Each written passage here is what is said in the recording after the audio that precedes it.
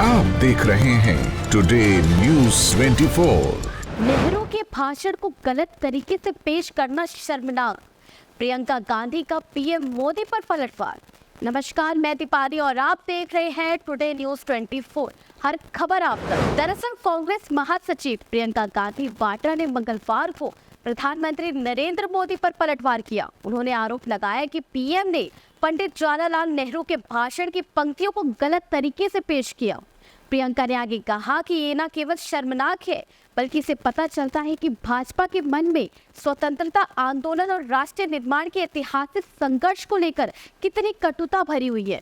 एक दिन पहले लोकसभा में राष्ट्रपति के अभिभाषण पर धन्यवाद प्रस्ताव पर चर्चा के दौरान पीएम मोदी ने कई बार पंडित नेहरू पर निशाना साधा था। इस दौरान उन्होंने दावा किया कि नेहरू सोचते थे कि भारतीय लोग आलसी और कम अक्ल वाले होते हैं। करीब 100 मिनट के बाद भाषण में पीएम मोदी ने कांग्रेस और गांधी परिवार पर तीखे हमले किए। उन्होंने कहा कि पार्टी ने भारत की क्षमता पर कभी भरोसा नहीं किया।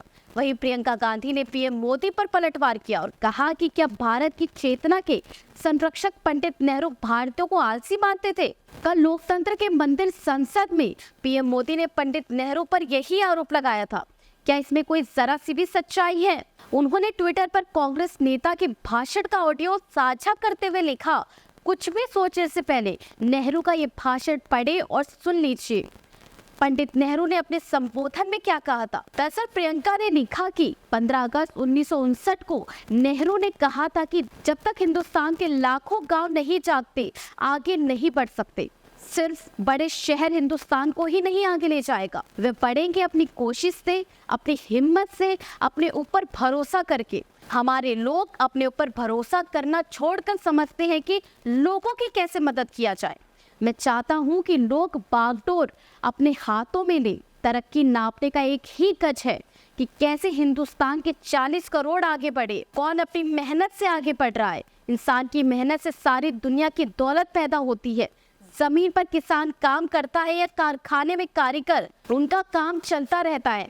कुछ बड़े अफसर दफ्तर में बैठकर दौलत पैदा नहीं करते। दौलत मेहनत कश लोगों की मेहनत से पैदा होती है, तो हमें अपनी मेहनत को आगे बढ़ाना होता है। विकसित देशों के साथ प्रतिस्पर्धा करना अपराध है। अपनी पोस्ट में प्रियंका गांधी ने कहा कि आजादी के बाद करोड़ों लोगों के सामने अपना खाली पेट भरने की चुनौती थी और अंग्रेजों की गुलामी, लूट और भाषण ने देश को खोखला कर दिया था। उन्होंने कहा कि अकाल और भुखमरी के कारण लाखों लोगों की मौत हुई।